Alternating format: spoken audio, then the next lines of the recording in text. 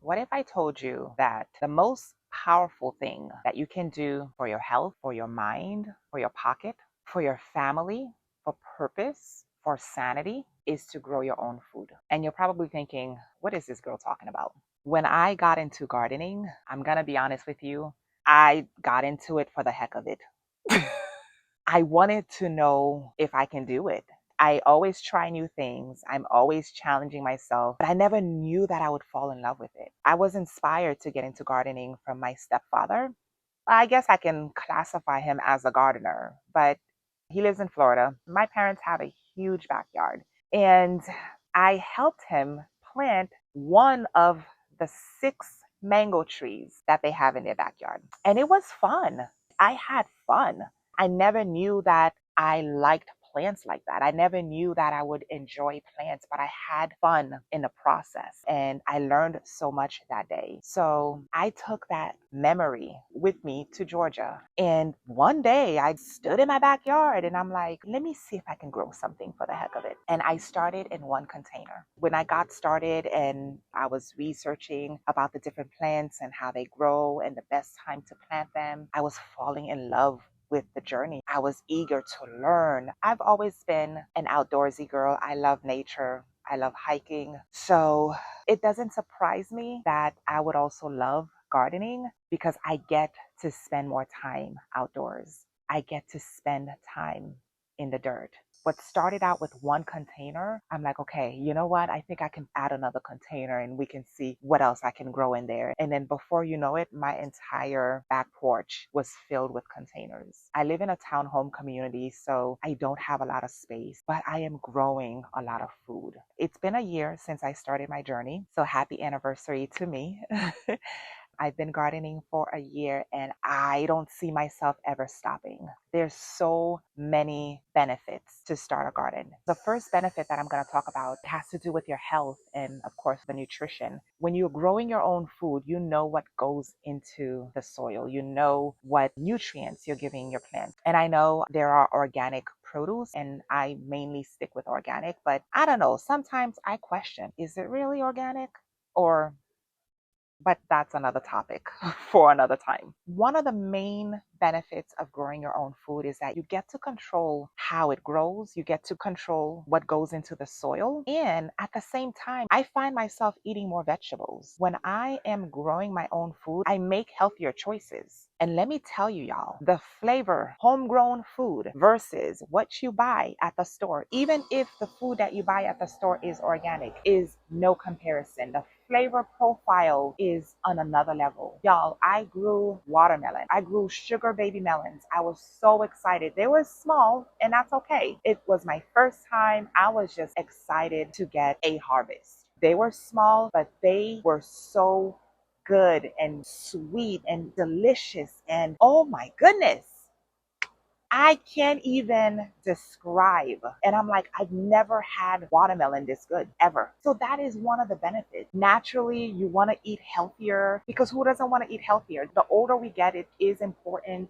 It doesn't matter your space. You can even grow food indoors, y'all. There's such a thing as hydroponic gardening. I have a hydroponic system that I also use. I will be linking that in the description. But because I have a little bit of space in my backyard, I like to play in the soil. But for those who don't have a backyard, you can grow food inside. The other benefits of growing your own food is obvious, y'all. You get to save money. Now, in all transparency, there is going to be that upfront cost, especially on soil. If you're growing in ground, then you may not need as much soil, but that's not the case for me. So I had to buy a lot of soil and that adds up. But you get to reuse the soil. So you're not buying soil all the time. So there is going to be that upfront cost to get started with buying the soil, buying the nutrients like the fertilizer. But have y'all seen the grocery store prices nowadays? Y'all, this summer I grew so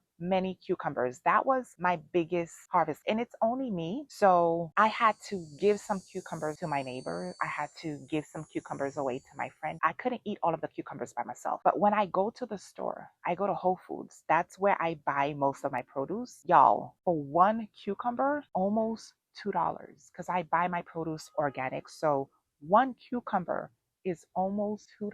And I just walk right past that cucumber aisle because I know that I already have a lot that I'm growing in my containers. I did not have to buy any cucumbers at all this summer. Basil. They have basil in the little packages in the store. One or two pieces, small pieces of basil in the little package for like $3 and change. Whereas you're growing basil yourself, and these plants get so big, so tall, and you have an abundant. Basil is one of the easiest herbs that you can grow, y'all. But when you go to the store to buy it, it's one of the most expensive herbs that you can buy. It's up there in prices. So why not grow it yourself? They can grow in little pots. You can just put it in your balcony and that's it. That's a cost that you don't have to worry about. When I cook, I love to season up my cooking. Now, ever since I started gardening and I have so many herbs that are growing in my garden, I have thyme. I don't have to buy thyme anymore, y'all. I have basil. I grew Italian oregano. I grow a lot of parsley. I've been cooking since I was 13. So I know how to cook. I know how to season my food. But y'all, if you're not adding herbs to your cooking, you are doing yourself a disservice. When I make my rice, my Caribbean rice and beans, oh my goodness, I can just eat that alone and it'll be good because the flavor is on another level. So you're saving money by growing your own food. I grew a ton of cabbages. I grew like 6 heads of cabbages this past spring. I actually made some sauerkraut. All right, I'm gonna be honest with y'all. I attempted to make sauerkraut. It was my first time making it. I love to eat sauerkraut, but a little jar at the store, y'all, is like $12 for organic. Little tiny jar for like $12. So I'm like, okay, I'm gonna grow a ton of cabbages and I'm gonna make the sauerkraut myself. Let's just say it's spoiled. So I wasted all of my cabbages. I'm not gonna lie, but I'm growing more cabbages this fall. And I don't know if I'm going to attempt making sauerkraut again. I might, but I don't know. We'll see. Like I was saying, you can save so much money just growing your own food instead of going to the store and buying it at the store. One seed of packet, y'all, equates to weeks of harvesting. And a seed of packet, sometimes you can get them at the dollar store like 25 cents a pack, four for $1.25. Come on.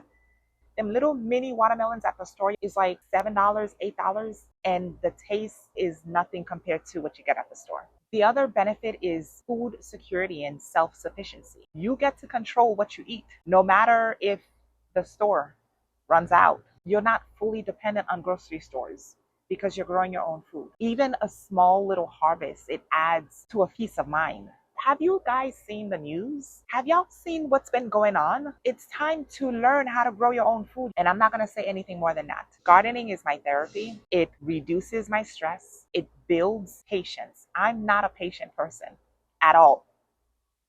I'll be the first to admit it. I'm not patient. I'm a work in progress. God is working on that. And maybe this is a way that He's working. He's working that out in me. Maybe this is a way gardening, because you got to sit there and you got to wait for that spinach to grow when it's taking 21 days. Like, man, when are you going to grow spinach? And speaking of God, this is one of the places that I come to talk to Him and to be with Him and to spend time with Him. After a long day of work, I get drained and exhausted at the end of the day. So every single night, I make it a point to come out to the garden and spend 30 minutes in stillness.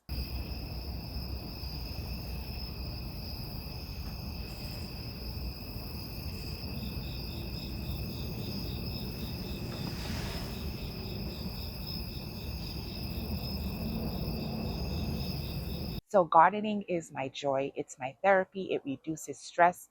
And I promise you, it's going to do the same for you. I have a monthly planner on my website. I'm going to also be linking it in the description below, but it tells you exactly what you can start indoors and what you can direct sow every single month based on your zone. So this planner is perfect if you are new to gardening. It takes the guesswork.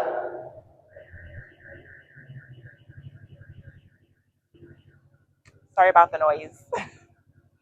But it takes the guesswork out of knowing what to plant every single month. That way, you're just focusing on growing food. You're focusing on dropping your seeds. It's great, again, if you are new to gardening, it's great. Okay.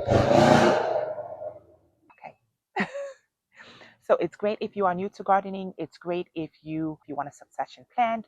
It's great if you just want to maximize your small space to grow more food. So check it out. I'm going to be linking it in the description below. I hope this video encourages you to start your own garden if you haven't. If you enjoyed this video, make sure you hit the like and subscribe button. Don't forget to check out my previous video, and I will see you all in the next one. Bye.